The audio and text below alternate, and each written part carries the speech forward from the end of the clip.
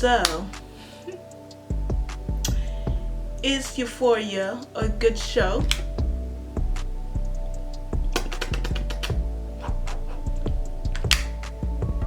Or is it just all hype? Like with Squid Games.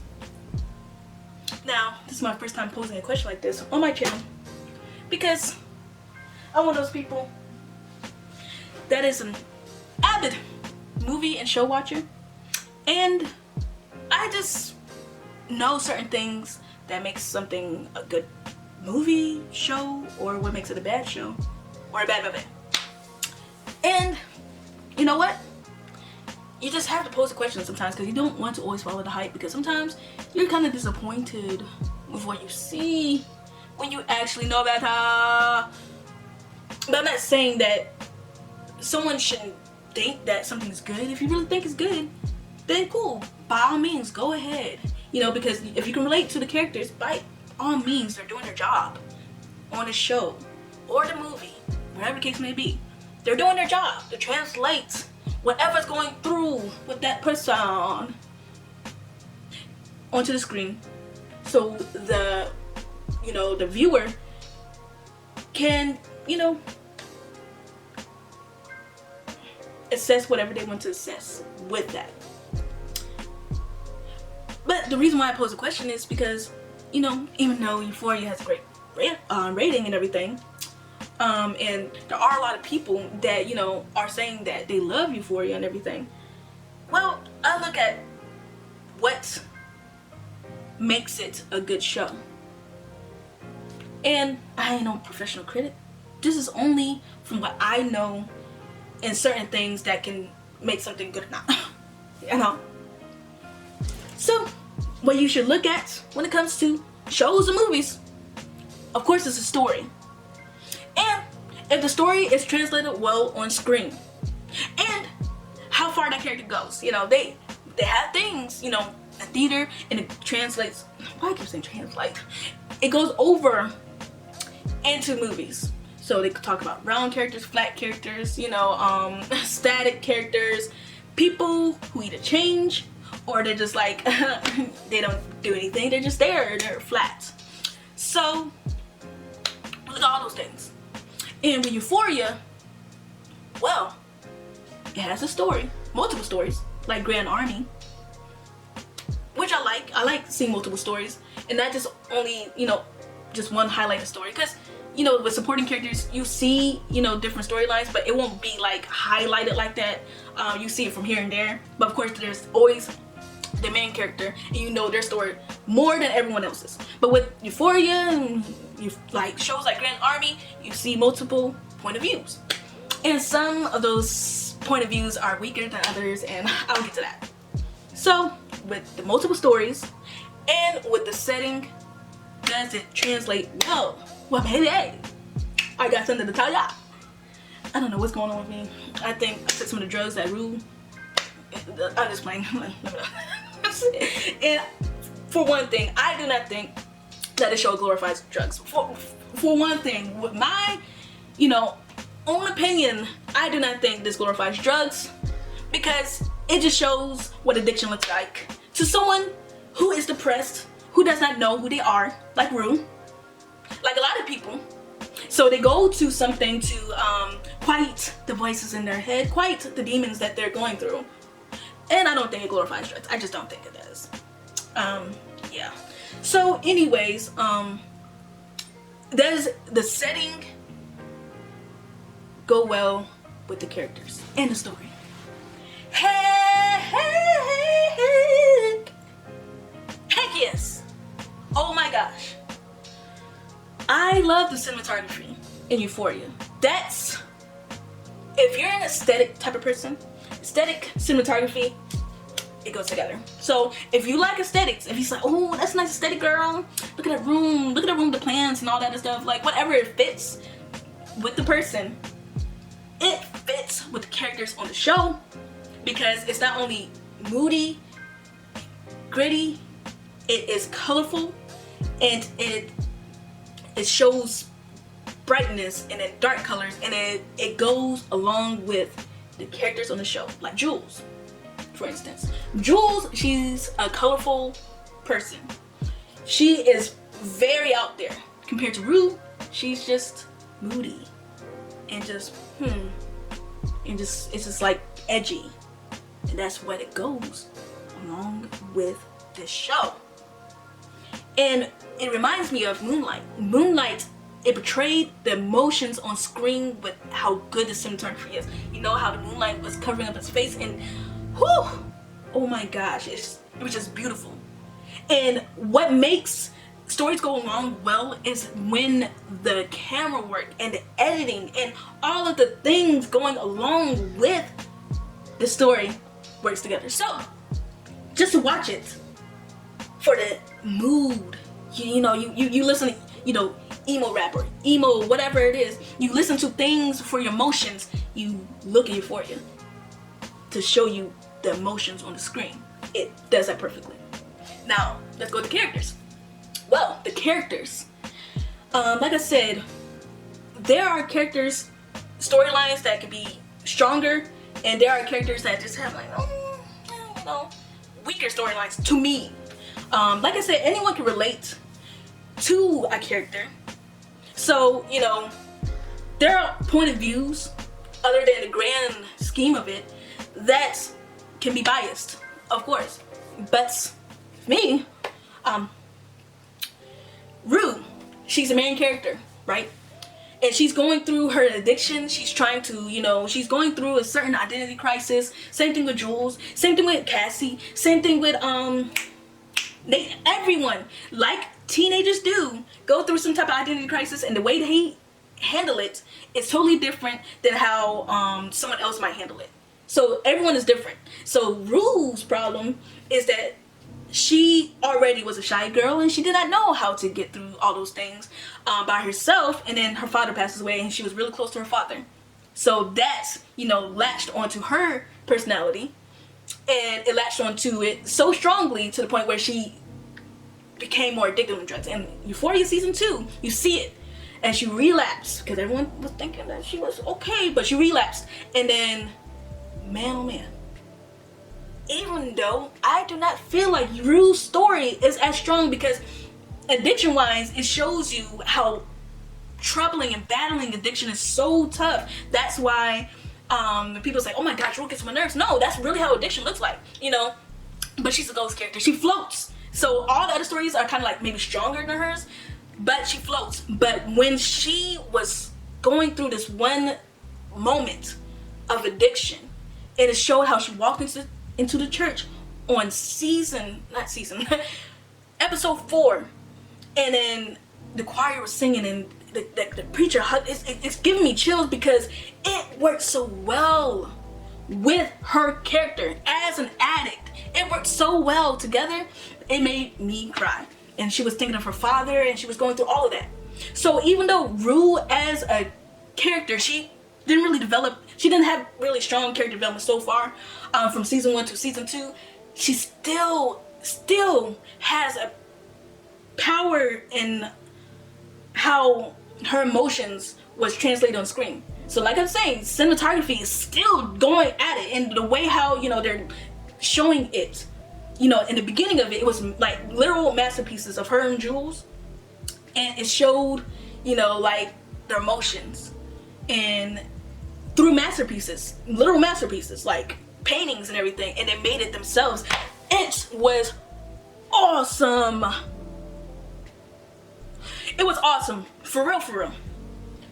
But Jules is the colorful character. So, cinematography onto Jules. But the thing about Jules, she's one of those characters that you want to feel sorry for, because she transitioned. A lot of people who transition goes through a lot. But with Jules, she is so bold that her being Rue can ruin Rue some more, because Rue is just someone that is very much the opposite of Jules. And on season 2, we are introduced to Elliot. So he's like, he's there, and he confuses me. But Jules, with the cinematography with her, since she is a colorful character, like I said, I'm saying, like, it really goes along with each character. But dropping that with Jules' character development and with her story, like, we know that she is going through that identity crisis of transitioning and thinking that she liked men beforehand, but at the same time, like, you know, wanting to have a heterosexual relationship since she's a female now. But then, you know, like, you know, I'm gonna dabble into some female, and then she went to someone who's a complete opposite. On top of that, just confused about everything, so she just, you know, tries to, like, quiet down all of those emotions by doing drugs. And Jules just came along, and we thought she was the protector, but no. Season 2 showed us different, baby. How are you, of course it's gonna be spoilers, how are you going to get mad at Rue when she was originally, you know, doing something with Elliot at the New Year's party, and then you do something with Elliot? So her as a person, she is kind of shitty. She's kind of shitty. So I don't, you know, her storyline is kind of like, I don't want her with Rue, you know? I don't want Elliot with Rue. I don't know what Elliot's game is. I don't. Going to Nate, though. Nate has resentment for his father. What's going on in my mush mouth? Nate has resentment for his father. His character is literally that he's on the verge of being a psychopath. Is he on the verge? No, he is a psychopath. He's a psychopath. He's a sociopath. Everything. Narcissist. Just all of those things. And he is molded into his father's image of resentment. His father resented Nate. And because Cal could not accept his truth properly, because it shows on episode 3, I'm gonna put it on here. It shows on episode 3 how Cal wanted to live his truth, but he got pregnant. He got, you know, Nate Jacob's mom's pregnant, and as soon as he found out the news, it was after he kissed his best friend, and that moment was so beautiful. It was really, really beautiful. Because him learning his truth, speaking of Cal, because I'm going over to Cal, learning his truth, he resented his whole family because he could not live his truth. But when he felt that feeling that he could finally live his truth, when he kissed his best friend at the gay bar, and you know, it was actually kind of crazy because I didn't know it was a gay bar at first until he went back to the bar as when he was older. I was like, oh my gosh, because when he kissed, and then, you know, they were looking at them, I was like, wait, they weren't getting, you know, they didn't get hit or anything. Oh wait, maybe that's a gay bar. And then I found out it really was a gay bar. I was like, oh, I'm slow. But what the show did was it gave a leeway to showing how Cal really, as a gay masculine man that's on a DL for a long time, how it built up inside him and translated over and went over and touched Nate, and how Nate is struggling with that as a person. So he's interesting to watch, and Cal is interesting to watch because of all of that stuff going on between them.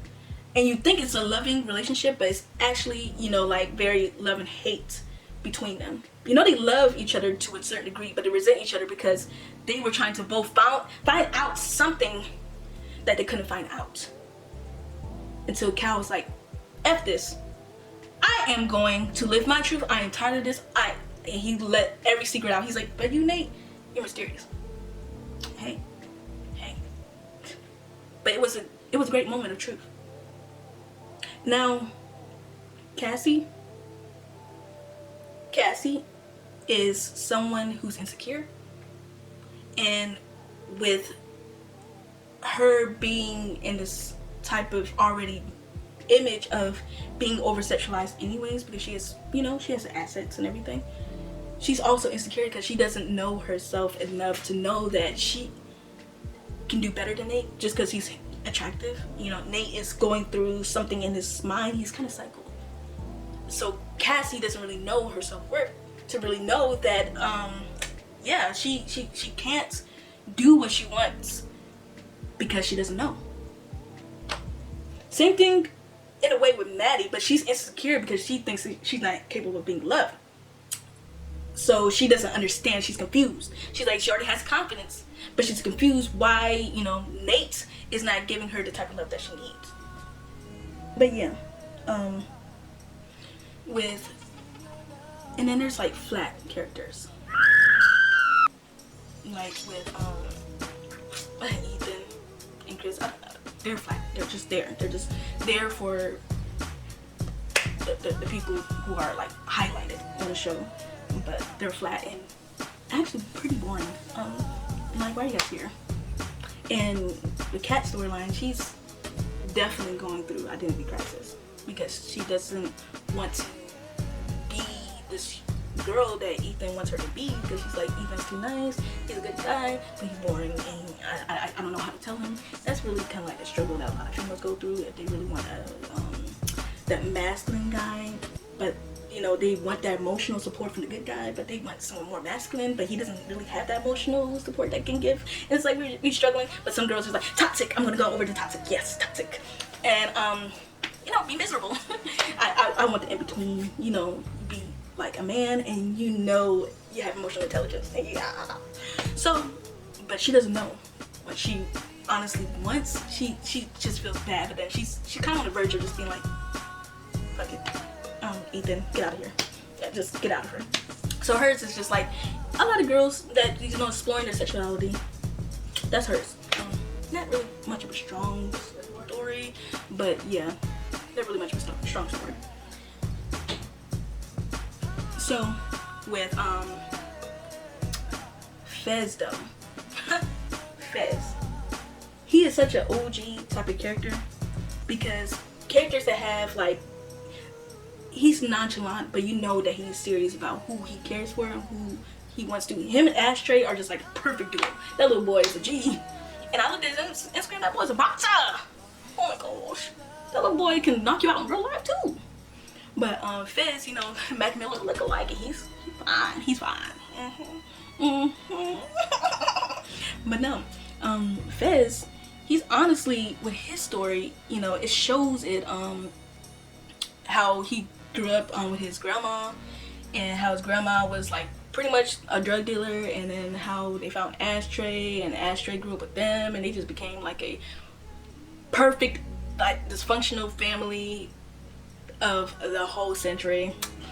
And but they're actually a stronghold. They're the stronghold of the show. Like Fez and Ashtray, they're like those characters that are like the soldiers, and that really are like kind of like where the cinematography with the grittiness and everything, it really goes well with when it goes to their story.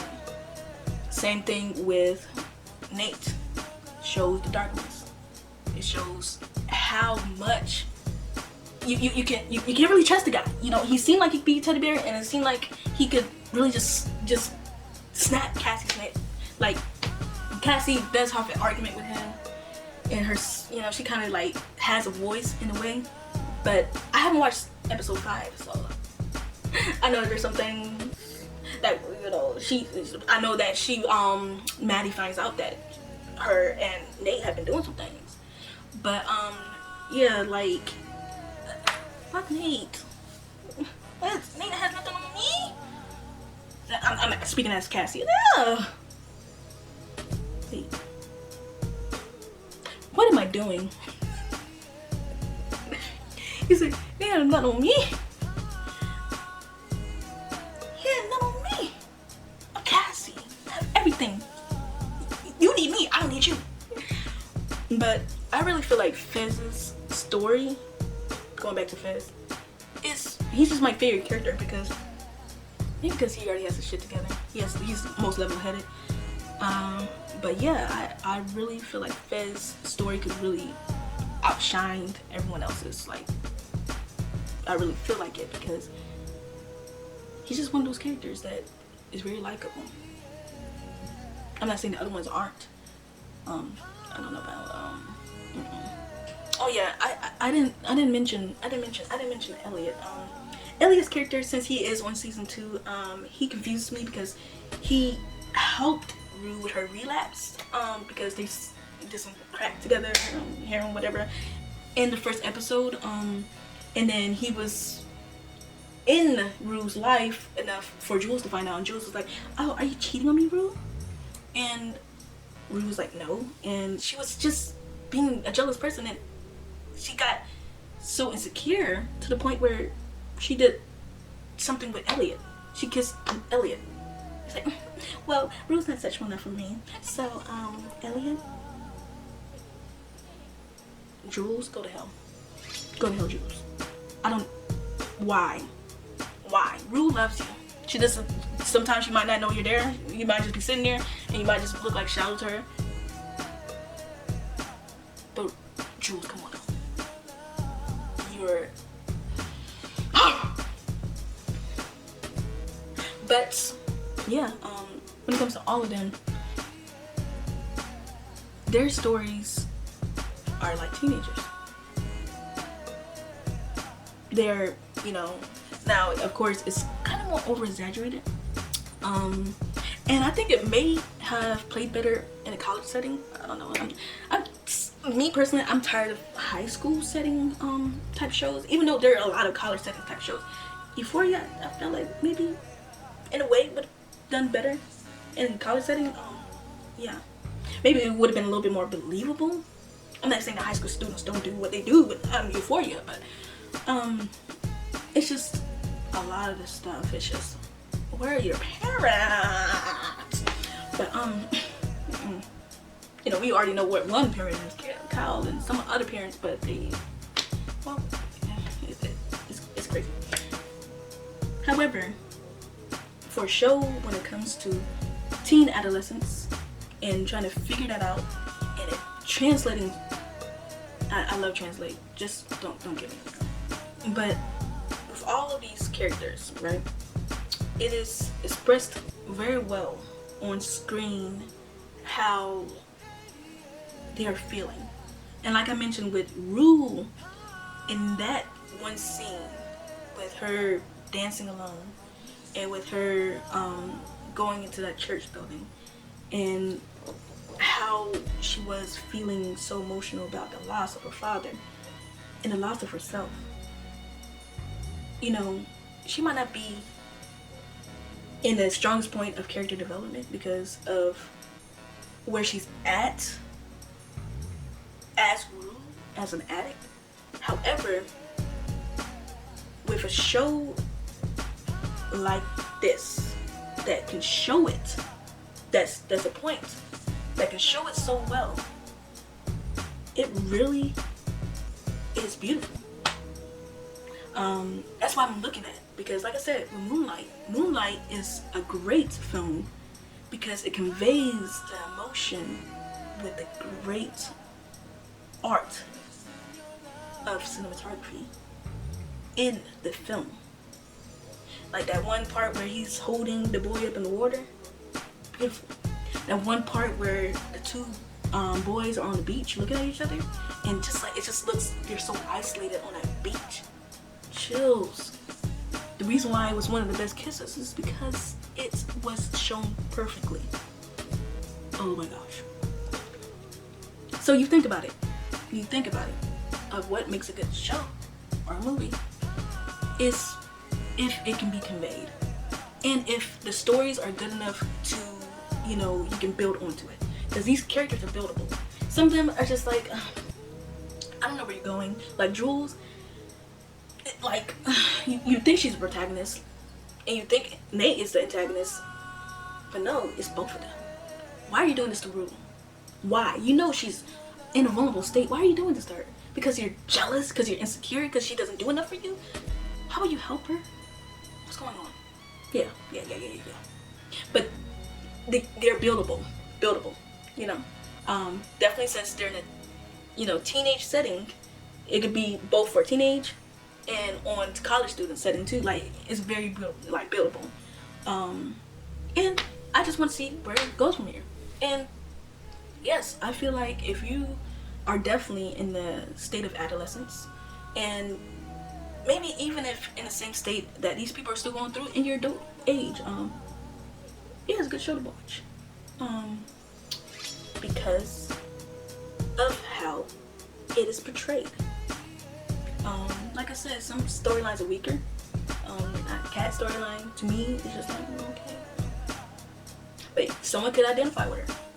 Same thing with Jules as she transitioned, trying to be hetero, and then she's like, no, maybe I want to just dabble on, you know, with another female. I'm like, is bisexual. So I like the show because I love, and I'm an aesthetic, and I'm a story person, and I do see the range with it. I see the range with the show. It's very good in that department. It does very well in that department. Yes, sir. Yes, sir. But thank you for watching my video. I get so engaged into my videos. I don't even say subscribe. But please, like, comment, subscribe. Let me know what you think. I ain't no professional critic. I love my shows and movies.